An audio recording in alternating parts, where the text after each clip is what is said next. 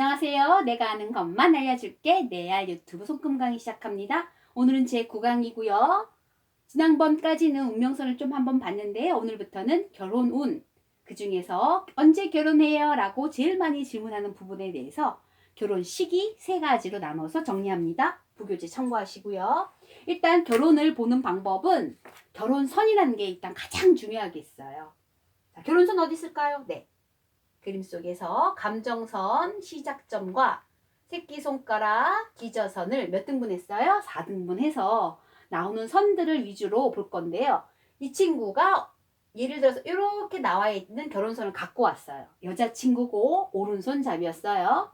그러면 여자와 남자가 나타내지는 결혼선의 시기의 나이가 틀려요. 자, 그럼 여자부터 한번 쭉 읊어볼게요. 여기에 이런 식으로 걸려 나오면 여기는 19, 만 나이로 얘기합니다. 손금은 대부분 만 나이예요. 만 나이 19, 여기에 걸리면 30. 이 친구 그럼 30에 걸렸네요. 30에 결혼하겠네요. 그 다음 윗선이 39. 남자는 조금 더 많아서 19살에 해당하는 게 22, 36, 그 다음에 50세 이렇게 돼 있어요.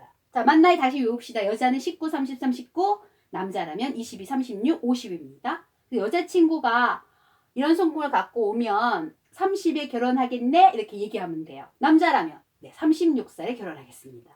그런데 손금이 이렇게 깨끗하게 결혼선이 하나인 친구는 드물어요. 자, 어떤 친구, 여자친구가 이런 손금을 갖고 왔어요. 결혼선이 무려 3개나 있네요. 그러면 어떻게 결혼선을 해석해요? 3번 결혼해요? 그렇지는 않아요. 일단 결혼선은 결혼을 의미하기도 하지만 동거나 자신의 인생에서 큰 변화를 주는 이성을 만나는 시기이기도 해요. 그러니까 그것도 같이 염두에 두셔야 되고요. 이 친구가 지금 여기가 유독 찢죠. 그러면 2가지 해석이 있는데 19세 때는 그냥 뭐 흘러가는 동거 쪽으로 큰 변화의 이성을 만난 거예요. 그리고 나서 30세에 결혼을 했을 수도 있고요.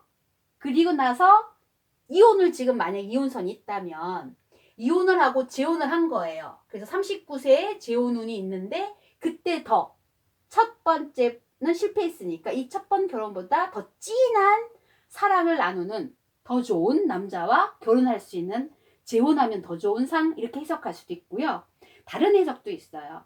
30에 결혼을 했는데 결혼한 이후의 삶이 뭐 그냥 그럭저럭 했어요. 그런데 39세에 되고 보니 이 결혼 정말 잘한 거구나 하는 결혼에 대한 만족도가 오는 시기가 39세라고 볼 수도 있는 거예요. 한 사람하고 쭉 살면서요. 따라서 결혼선을 해석하는 방법, 무조건 결혼 3번 이렇게 생각하시면 안 되고, 그럼 결혼 3번 하려면 이혼도 해야겠네, 이혼 재혼 반복했네 라고 생각할 수도 물론 있지만 만족도도 있다라는 거 참고하세요. 2번째, 결혼선으로 보는 결혼 시기가 아니고요. 운명선에 어떤 영향선이 다가올 건데요. 반드시 달의 언덕에서부터 접근하는 이렇게 다가오는 영향선이 닿거나 가로질러도 돼요. 이랬을 때 이 교차 지점, 이 교차 지점의 결혼이 시기라고 보는 거예요. 시기는 그럼 어떻게 해요? 유년법으로서 계산해서 이게 몇 살 정도인지 보시면 되는 거예요. 유년법 까먹으셨나요? 유년법 다시 보죠. 그럼 뭐가 있어야 돼요? 두뇌선도 있어야 되고 감정선도 이렇게 있어야겠죠? 여기가 30세로 봤어요. 여기가 50세로 봤어요. 지금 현재 여기 나이로 봐서는 아마 시작점을 빵세로부터 시작한다면 대충 30 정도 미치니까 한 20세? 20세 정도? 22, 23? 이 정도 볼 것 같아요. 그래서 달에부터 나온 영향선이 운명선을 다가오거나 교차해서 끊고 지나가도 상관없어요. 교차하는 그 지점에서 결혼의 시기 이렇게 있고요. 또 하나 있습니다. 여기 이제 마지막 방법인데요. 달의 영향선이 너무 낮게 내려왔어요. 이렇게 교차했어요. 그럼 시기가 너무 어리죠. 뭐 15세에 결혼하는 것도 아니고 옛날도 아니고요. 그래서 이렇게 교차하는 경우를 대비해서 다르게 보는 방법도 있어요. 그냥 운명선의 유년법에 맡기는 게 아니고, 보시면 이게 지금 두뇌선이죠. 두뇌선과 여기 운명선의 시작점을 갖고 4등분을 지금 했네요. 그리고 시기는 알려주지 않고요. 애매하게 얘기해요. 물론 역시 달의 언덕에서부터 나온 어떤 영양선이 왔을 때를 얘기해요.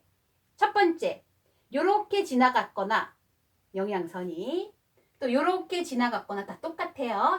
즉, 요 밑부분, 요 아래에서 달의 영양선이 운명선을 만났거나 교차하는 지점은 10대에 결혼한다. 좀 일찍 결혼한다 라고 생각하면 돼요. 그 다음에 달의 영양선이 요 구간이죠. 요 구간이 보통 우리가 말하는 결혼 정년기. 몇 살이에요? 물어보면 애매해요. 결혼 정년기에 요렇게 지나가는 영양선이 있다면 그 영양선으로 인해서 뭐가 된다? 적정한 시기에 결혼하겠네 라고 이제 애매하게 얘기하는 거죠. 달에부터 나온 영양선이 요 끄트머리 두뇌선 근처에서 요렇게 영양선 안 끊어도 돼요. 교차만 해도 돼요. 지나가도 되고요. 이렇게 만났을 때는 만혼, 늦게 결혼한다 라고 애매하게 시기를 확실히 얘기 안 하고 애돌려서 말하는 그런 결혼의 시기법도 있어요. 근데 하나만 더 얘기할게요. 사족이긴 하지만 정년기라고 하는 요 지점 있죠? 요 지점.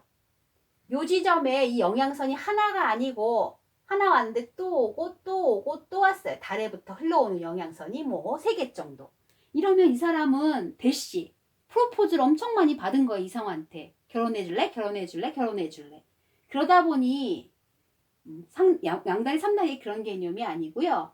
너무 인기가 많았기 때문에 오히려 고르질 못해요. 선택을 못해요. 그래서 뭐가 된다? 만혼이 될 수도 있다라는 참고설이 있으니까 기억해 두시면 될 거예요. 그래서 3가지 방법 알아봤습니다. 결혼 언제예요? 3가지 방법 다시 한번 하시고요. 늘 암기는 이 동영상을 몇 배속으로 해야 된다? 2배속을 했을 때도 무리 없이 들어야지 철저히 내가 아는 거다 라고 생각하시고 계속 영상 반복해서 들으세요.